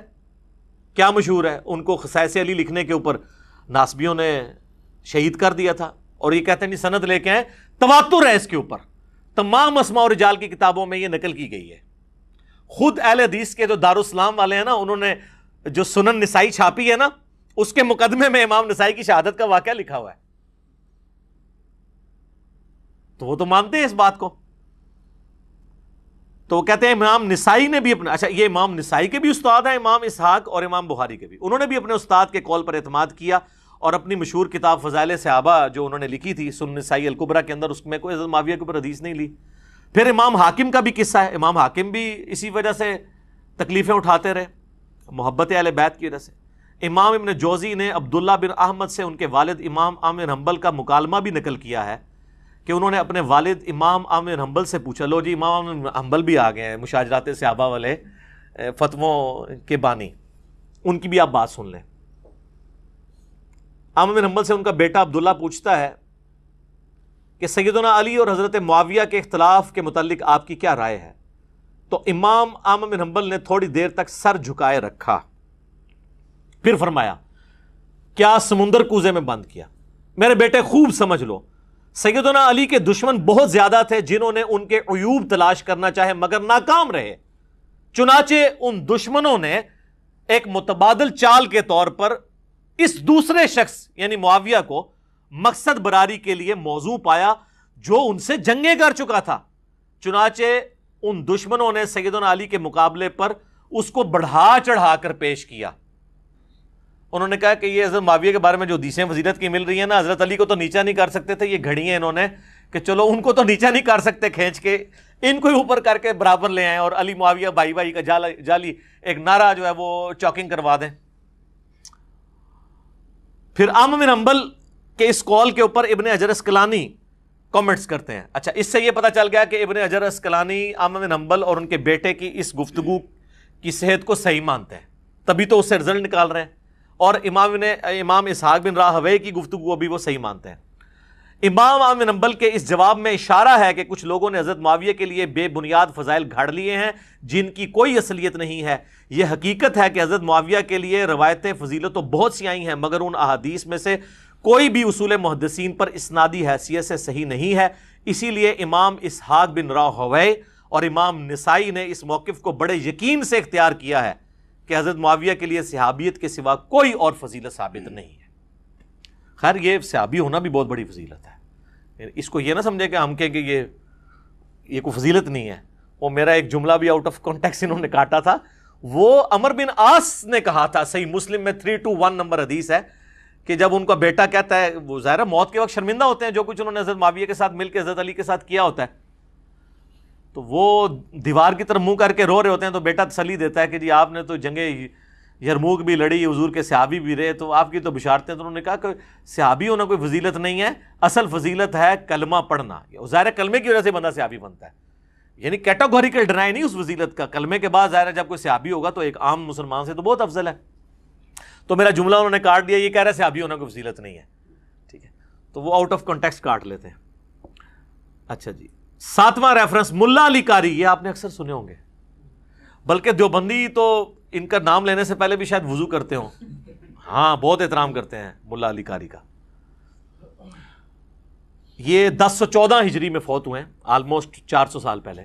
بلکہ امام حنیفہ کے بعد چند بڑے جو حنفی اسکول آف تھاٹ کے علماء ہیں نا، امام بدر الدین عینی ہوں، اس لیول کے اگر کوئی عالم ہے تو یہ ملا علی قاری ہیں. ان کا سب سے بڑا کارنامہ ہے مشکات المصابیح کی شرح لکھنا. یہ بہت بڑا کارنامہ ہے، کیونکہ مشکات کی شرح لکھنے کا مطلب تھا کہ مشکات تو ساری حنفیت کے خلاف ہے، کیونکہ وہ تو اہل سنت کی کتابوں میں سے ہے، تو حنفیت کو بچانے کے لیے مشکات کی شرح پھر لکھنی تھی، تو یہ بہت بڑا کارنامہ تھا. تو انہوں نے مرقات المفاتیح اس کی شرح لکھی، اس وجہ سے ملا علی قاری کو عزت کی نگاہ سے دیکھا جاتا ہے. تو اس مشکات میں بھی یہ حدیث آتی ہے کہ مار کو باغی جماعت قتل کرے گی. ناسک کتنے جاؤ گے؟ وہ حدیث مشکات میں ہے 5878. تو اس کی شرح میں ملا علی قاری، میں یقین کریں ملا علی قاری کے لیے میرے دل میں جو محبت کے جذبات پیدا ہوئے نا یہ پڑھنے کے بعد، باقی جو انہوں نے حنفیت کا جھوٹا دفاع کیا جس جگہ پہ وہ ایک الگ بات، لیکن یہاں پہ یقین کریں میں سمجھتا ہوں کہ آج کے دور میں ہوتے تو ان کو رافضی ڈکلیئر کر دیا جاتا. پرانے ہیں تو بچ گئے ہیں. تو اس حدیث کے تحت وہ لکھتے ہیں، میں کہتا ہوں کہ جب حضرت معاویہ پر واجب تھا کہ وہ اپنی بغاوت سے رجوع کر کے خلیفہ برحق سیدنا علی کی اطاعت کی طرف آ جاتے، ان کی مخالفت چھوڑ دیتے اور خلافت منفیہ کی طلب ترک کر دیتے. پہلا انہوں نے اٹیک کیا کہ حضرت معاویہ خلافت کی لالچ رکھتے تھے. یہ ملا علی قاری کہہ رہا ہے. یہ کہہ رہے ہیں کہ قصاص عثمان چاہتے تھے. وہ ظاہر ہے وہ یہاں بھی پولیٹیکل لیڈرز آپ کو پتا ہے کہ سامنے کچھ اور ایجنڈا ہوتا ہے، پیچھے کچھ اور ہوتا ہے، ٹھیک ہے نا. تو یہ ملا علی کہہ رہے ہیں کہ وہ خلافت کی جو طلب ہے وہ چھوڑ دیتے اور حضرت علی کی بیعت کر لیتے، جو انہوں نے نہیں کیا. تو اس سے یہ ظاہر ہوتا ہے کہ حضرت معاویہ باطن میں باغی تھے اور ظاہر میں صرف لوگوں کو دکھانے کے لیے خون عثمان کو ڈھال بنائے ہوئے تھے. سر اس سے بڑا اور کیا فتویٰ رہ گیا ہے؟ ملا علی قاری نے چک کے موندا کر چڑھا سارے نو. یہ جملے ہم نہیں کبھی بول سکتے، اس سے بڑا تو کوئی فتویٰ نہیں لگایا جا سکتا. وہ کہہ رہے سب ظاہری تھا، اندر کچھ اور تھا. امام شوکانی، لیکن شوکانی تو چلیں چھوٹا بندہ ہے نا، وہ تو بعد میں آیا نا، ملا علی قاری سے 200 سال بعد آئے ہیں. چنانچہ یہ حدیث جو بخاری اور مسلم دونوں میں موجود ہے کہ سیدنا عمار کو ایک باغی جماعت قتل کرے گی، ان کی پوشیدہ چیز کو ظاہر کرنے والی ہے اور ان کی بغاوت کو روکنے والی ہے. وہ کہتے ہیں کہ یہ جو اندر چھپی بات تھی نا، اس کو عمار کو باغی جماعت قتل کر لے گی، اس کے بعد تو رجوع کر لیتے، تو نہیں کیا تو اس کا مطلب ہے اندر گل وچ کوئی ہو رہا ہے. اور یہ کہہ رہے ہیں چلو پہلے تو پلیکھا لگ گیا، بعد ہی جدو عمار قتل بھی ہو گیا ان تے پلیکھا ختم سی، تو کہتے ہیں نہیں گل وچ کوئی ہو رہا ہے. تاہم کتاب تقدیر میں اسی طرح لکھا ہوا تھا جیسا ہو گیا.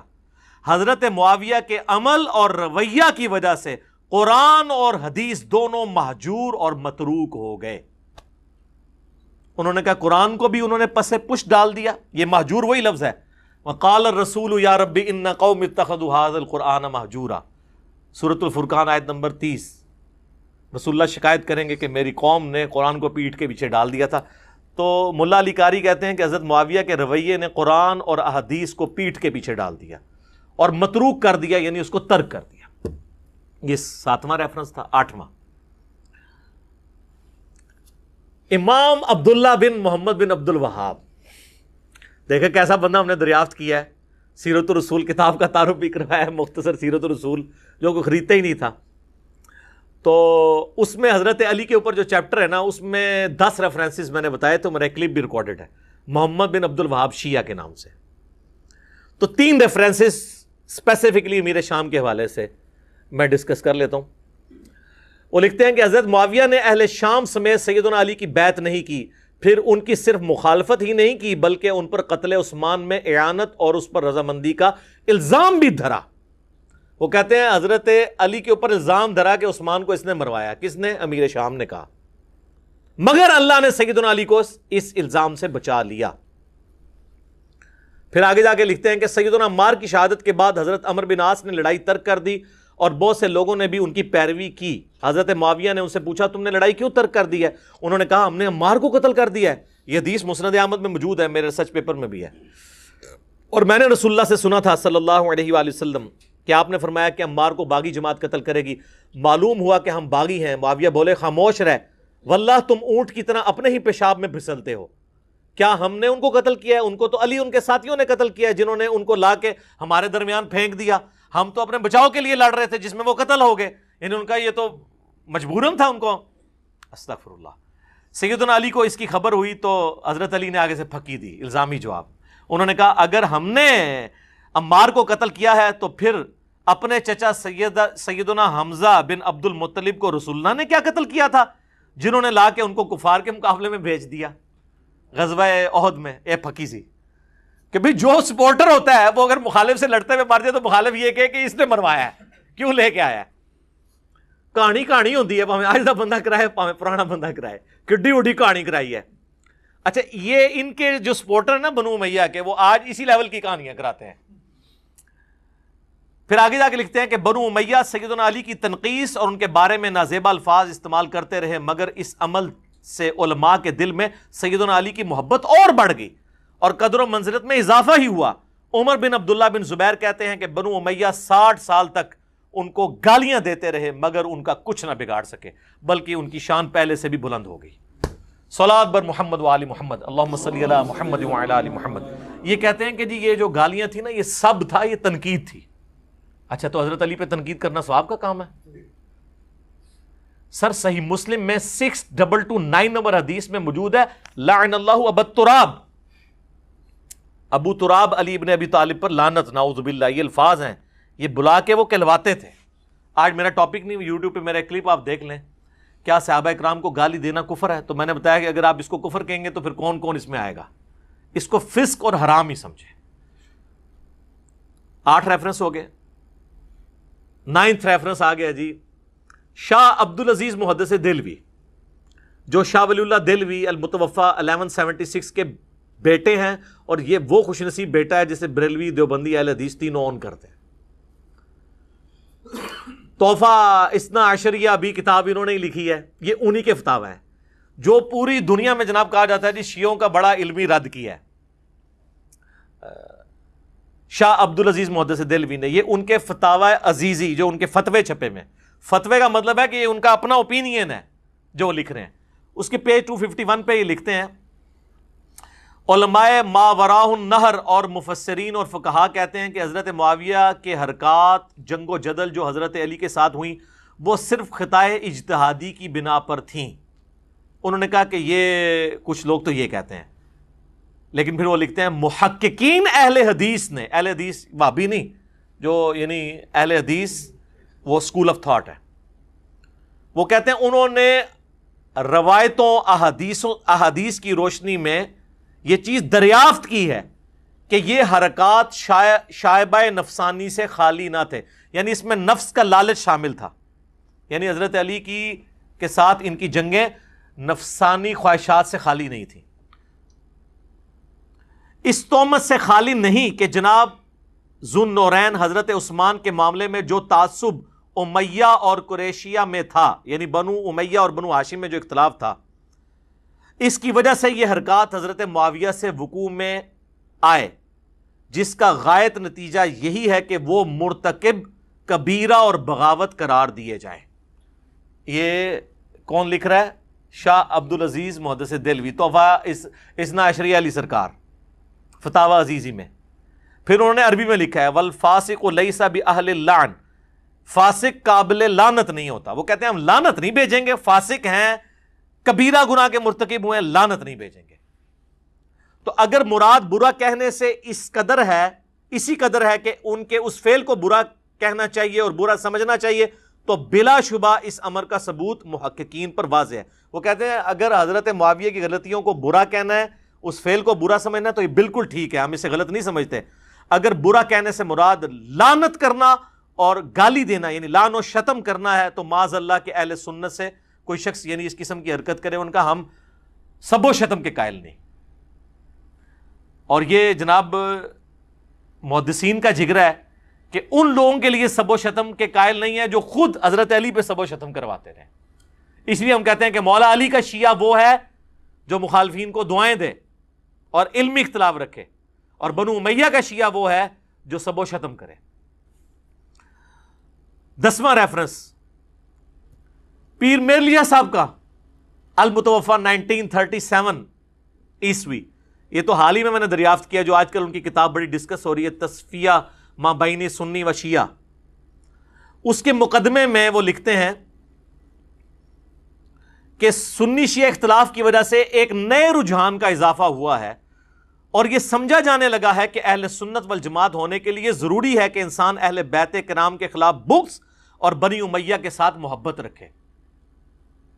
یہ پیر میرلیہ شاہ صاحب کہہ رہے ہیں کہ لوگوں میں سنیت کے اندر یہ جراثیم داخل کیے جا رہے ہیں کہ اہل بیت سے بغض رکھنا اور بنو امیہ سے محبت رکھنا یہ سنیت ہے۔ اب پیر میرلیہ صاحب اس پہ کیا ورڈکٹ دے رہے ہیں؟ حالانکہ اہل سنت کبھی بھی اس شقاوت میں ملوث نہیں ہوئے۔ وہ کہتے ہیں اہل سنت کبھی یہ بدبخت نہیں ہوئے کہ وہ بنو امیہ سے محبت کرنا شروع کر دیں، اور ان کے عقائد میں رسول پاک کے خاندان سے دوستی اور مودت مدار ایمان اور فرض مانی گئی ہے۔ اس نئے رجحان کی وجہ یہ معلوم ہوتی ہے کہ ہمارے علماء اکرام نے بمقابلہ اہل تشیع کے اپنے مواعظ اور نصاح کی مجلس میں صرف لعنت اور متون کرنے کے خلاف، یعنی یہ جو کرتے ہیں رافضی، اس کے اعتبار سے انہوں نے جو تقاریر کرنی شروع کی ہیں تو صرف ایک چیز کو ٹاپک بنایا اور اہل بیت علیہ السلام کے فضائل اور مناقب بیان کرنے کی طرف کم توجہ دی ہے۔ اسی کتاب میں آگے جا کے وہ لکھتے ہیں کہ سورۃ النور کی آیت نمبر جو 55 ہے نا، آیت الاستخلاف، وعد اللہ الذین آمنوا منکم وعملوا الصالحات، کہ اللہ تعالیٰ اہل ایمان کو اس دنیا میں حکومت دے گا، تو وہ کہتے ہیں کہ اس کے مصداق بھی حضرات اربعہ ہیں، یعنی 4 خلفاء، ابو بکر، عمر، عثمان و علی رضی اللہ عنہم اجمعین۔ بنو امیہ اور جناب معاویہ اور بنو عباس آیت استخلاف سے خارج ہے۔ یہ کہتے ہیں نہیں اللہ نے ان کو حکومت دی تھی، ملوکیت دی تھی، اور وہ دلیل پکڑتے ہیں طالوت والا۔ طالوت کو تو اللہ نے بنایا تھا وحی کے ذریعے۔ بنو امیہ بنو عباس کے اوپر کون سی وحی نازل ہوئی تھی کہ وہ ملک بنے؟ وہ کہانی کرایا کرو جی کو سمجھ آوے۔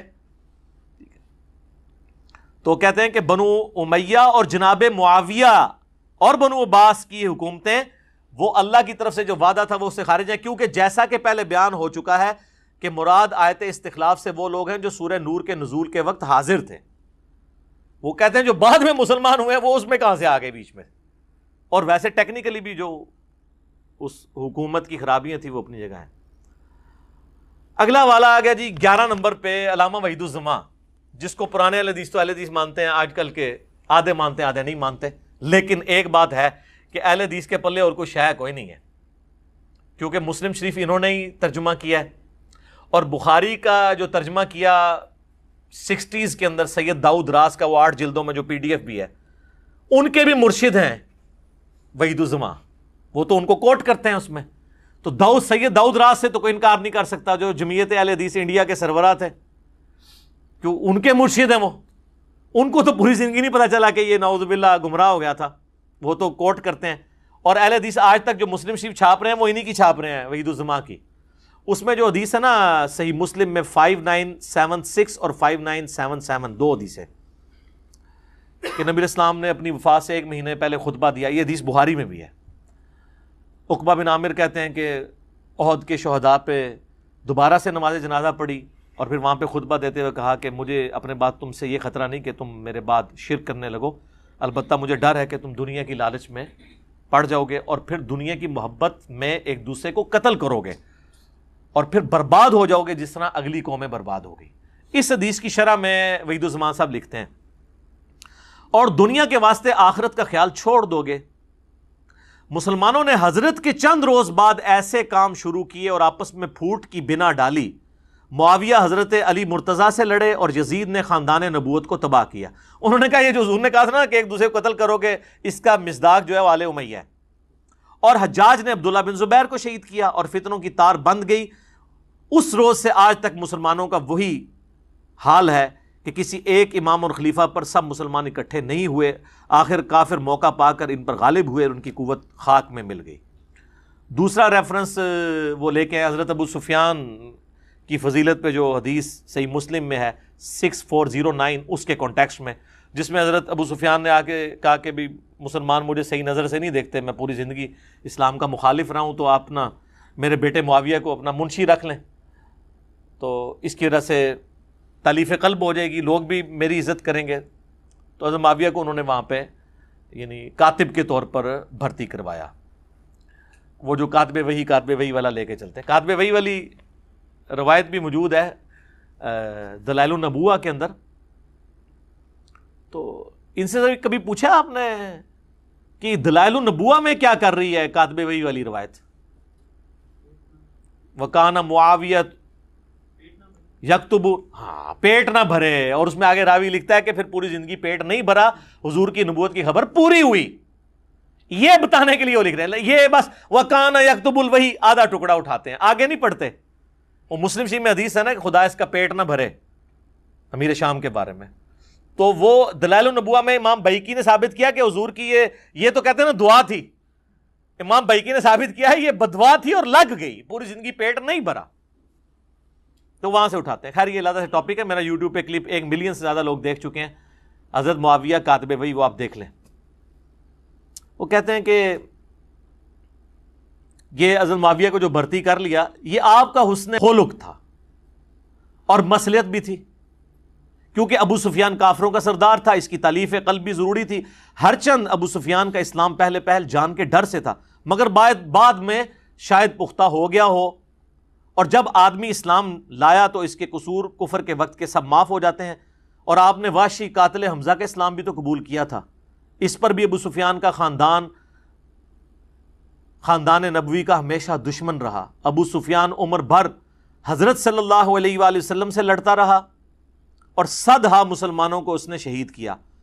اس کے بیٹے معاویہ بن ابی سفیان نے جناب امیر المومنین خلیفہ برحق علی مرتضیٰ شیر خدا کا مقابلہ کیا اور جنگ صفین میں ہزاروں مسلمانوں کا خون کیا، اور ان کے بیٹے یزید نے تو ستم ڈھایا، سیدنا حسن کو زہر دلوایا اور سیدنا حسین کو ایسے ظلم سے شہید کرایا جس کے حال لکھنے سے قلم کانپتا ہے۔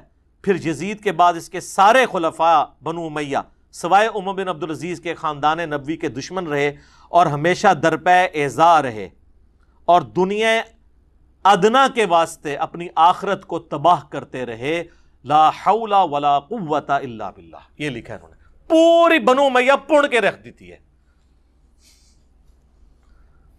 کہ یزید کا دادا رسول اللہ سے لڑتا رہا، یہ کہہ رہے ہیں وحید الزمان، اور ان کے والد حضرت علی سے لڑتے رہے، اور وہ خود سیدنا حسین سے۔ میرے خیال ہے اس کے بعد تو کسی چیز کی ضرورت ہی نہیں ہے۔ 12 نمبر ریفرنس ہے جی سید داؤد راز، جن کی بخاری کی شرح ہے۔ بخاری میں ایک حدیث ہے 4359، لمبی حدیث ہے، اس کے آخر میں ایک ذو امر ایک شخص تھا جس کے پاس الہامی کتابوں کا علم تھا، اور رسول اللہ کی تازہ ابھی ڈیتھ ہوئی تھی، حضرت ابوبکر صدیق کو خلیفہ چنا گیا، اور جب اس کو خبر ملی تو اس نے صحابہ کرام سے کہا، اور وہ صحابی کون تھے؟ عبداللہ بن جریر بجلی، یہ بجلی اردو میں لکھا ہوتا ہے، لوگ بجلی پڑھ رہتے ہیں، یہ بجلی نہیں ہے، بجلی۔ ان کو وہ شخص ملا تو اس نے اسی حدیث میں الفاظ ہیں بخاری 4359، جب تک تمہارا طرز عمل یہ ہوگا کہ جب تمہارا کوئی امیر وفات پا جائے تو تم اپنا کوئی دوسرا امیر منتخب کر لیا کرو گے تو اس وقت تک خیر و بھلائی کے ساتھ رہو گے، لیکن جب امارت کے لیے تلوار تک بات پہنچ گئی تو تمہارے امیر بادشاہ بن جائیں گے، اور بادشاہوں کی طرح غصہ ہوا کریں گے اور انہی کی طرح خوش ہوا کریں گے۔ یعنی وہ کہتے ہیں کہ یہ ملوکیت تمہارے اندر آنی ہے اور ملوکیت والا ہی معاملہ ہوگا۔ کانوا ملوکن یغضبون غضب الملوک ویرضون رضا الملوک، وہ بادشاہوں کی طرح ناراض ہوا کریں گے۔ بادشاہ تو ماں بدولت جس بات پہ ناراض ہو جائے، قرآن حدیث سے کیا لینا دینا بادشاہوں کا، ان کے تو اپنے موڈ کی بات ہے۔ اس کی شرح میں لکھتے ہیں داؤد راز خود، وہ کہتے ہیں ذو امر کی آخری نصیحت جو یہاں پر حدیث میں آئی ہے وہ بالکل ٹھیک ثابت ہوئی۔ خلفائے راشدین کے زمانے تک خلافت مسلمانوں کے مشورے اور صلاح سے ہوتی رہی، اس دور کے بعد کسرا اور کیسر کی طرح لوگ طاقت کے بل پر بادشاہ بننے لگے، اور مسلمانوں کا شرازہ منتشر ہو گیا۔ حضرت امیر معاویہ رضی اللہ تعالیٰ عنہ نے جب خلافت یزید کا اعلان کیا تو کئی بصیرت مسلمانوں نے صاف یہ کہہ دیا تھا کہ آپ سنت رسول کو چھوڑ رہے ہیں اور آپ کسرا اور کیسر کی سنت کو زندہ کر رہے ہیں۔ یہ ہے سر بخاری میں، عبد الرحمن بن ابی بکر والی جو حدیث ہے 4827، وہ پھر میرا اس پہ ٹائم لگ جائے گا، جب مروان کہہ رہا تھا کہ اللہ تعالیٰ نے امیر المومنین معاویہ کو یہ بات سجائی ہے، وہ امت کے وسیع تر مفاد میں اپنے بیٹے کو اپنے بعد خلیفہ بنانا چاہتے ہیں، تو ادھر بھی عبد الرحمن بن ابی بکر والا موجود ہے، وہ آج ٹاپک نہیں ہے، میں اس کو سکپ کرتا ہوں۔ پمفلٹ میں سب کچھ ہے، پریشان نہیں ہونا۔ بہرحال اسلامی خلافت کی بنیاد امرہم شورا بینہم کے تحت ہے، یعنی آپس کا کام مشورے سے، جس کو ترقی دے کر آج کی جمہوریت لائی گئی ہے۔ اگرچہ اس میں بہت سی خرابیاں ہیں، تاہم شورا کی ایک ادنا جھلک تو ہے۔ یہ دیکھ لیں، یہ اہل حدیث کا بھی وہی موقف ہے ان کے عالم کا۔ میں جو کہتا ہوں نا، جمہوریت جو ہے یعنی حلال کے دائرے کے اندر، حرام اور حلال کا فیصلہ تو کرے گا قرآن و سنت کا منہج، حلال کے اندر اندر کثرت رائے سے فیصلہ کرنا اسلامی جمہوریت جو ہے، میں ویسٹرن جمہوریت وہ خلافت راشدہ کی ایک ماڈرن فارم ہے، یہ خود یہ بھی مان رہے ہیں۔ 13 نمبر ریفرنس میرے استاد ڈاکٹر اسرار صاحب رحمہ اللہ کا، پاکستان میں نظام خلافت کیا، کیوں اور کیسے۔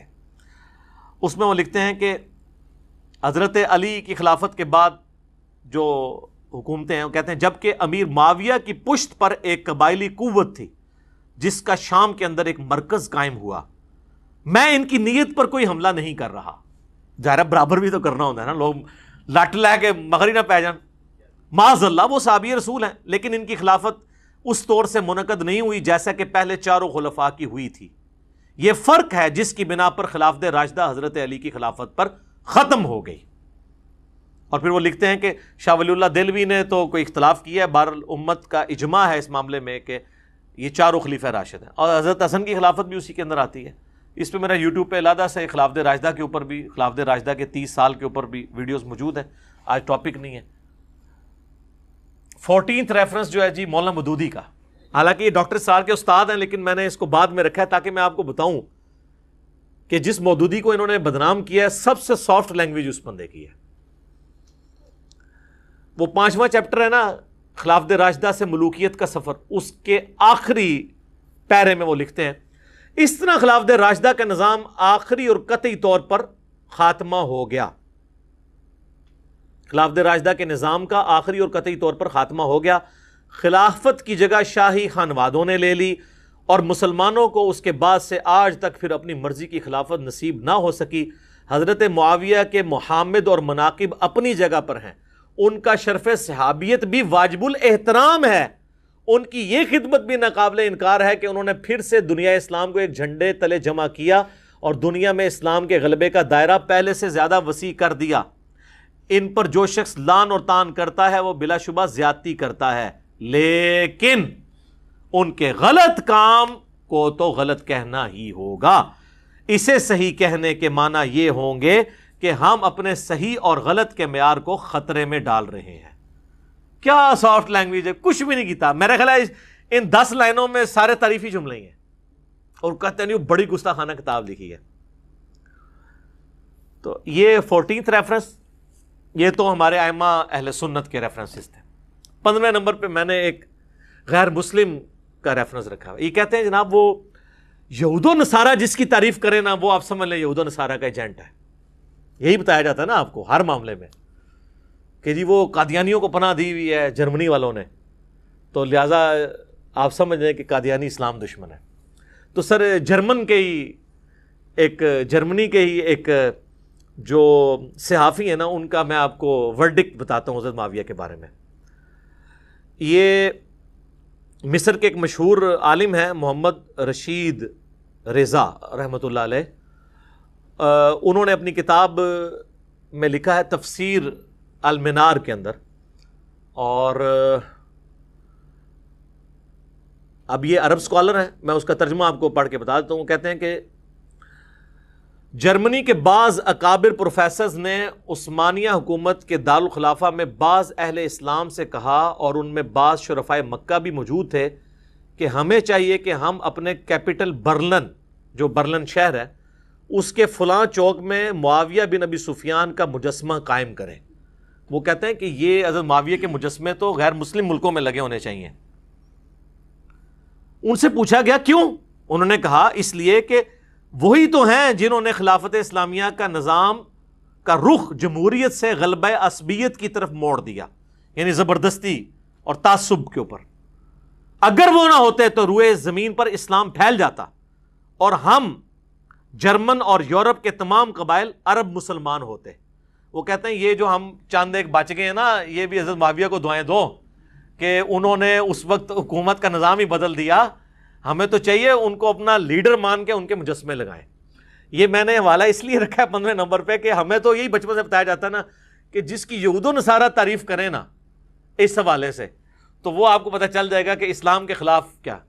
تو میں ان چیزوں پہ کامنٹس نہیں کر رہا، میرا بس کام صرف تھا کہ آپ کو بتا دوں۔ باقی یہ 15 ریفرنسز تھے، اور آخر میں میرا اپنا ریفرنس بھی ہے جو میں بیان کر دوں۔ وہ 5B ریسرچ پیپر ہے، واقعہ کربلا کا حقیقی پس منظر 72 صحیح الاسناد احادیث کی روشنی میں۔ یہ 72 کا ٹائٹل تو شہداء کربلا کی نسبت سے احادیث 200 سے زیادہ ہیں، اکثر بخاری اور مسلم سے ہیں۔ یہ عربی میں بھی ہے، اردو میں بھی ہے، ہندی میں بھی ہے، انگلش میں بھی ہے۔ ہماری ویب سائٹ اہل سنت پاک .com سے ریسرچ پیپرز والے پورشن میں جا کے 5B ریسرچ پیپر مفت ڈاؤن لوڈ کریں۔ اس میں اکثر احادیث بخاری مسلم سے ہیں، ادر دین بخاری مسلم کے اوپر میں نے دور حاضر کے جو بڑے محققین ہیں اسماء و رجال کی فیلڈ کے، شیخ البانی ہوں، شیخ زبیر لیزئی ہوں، شیخ شعیب آرناؤت ہوں رحمہم اللہ اجمعین، اور باقی جو ہیں محدثین، ان کے باقاعدہ تحکیم لگائی ہے۔ اس میں کوئی ایک حدیث بھی ایسی نہیں ہے جسے کسی نہ کسی محدث نے صحیح نہ کہا ہو، کسی نے ضرور اس کو صحیح کہا ہوگا۔ سب کی سب میں نے ایک جگہ الحمدللہ جمع کی ہیں، اور اس میں مینلی میں نے 6 ٹاپک کور کیے ہیں۔ وہ میں آپ کو صرف ان کے عنوان بتا دیتا ہوں۔ پہلا ٹاپک ہے منہج نبوی پر قائم خلافت راشدہ کی صحیح مدت کتنی تھی اور خلافت راشدہ کے اہل حقیقی خلفۂ راشدین کون ہیں۔ اس کے بعد دوسرا اس کا ٹاپک جو ہے وہ ہے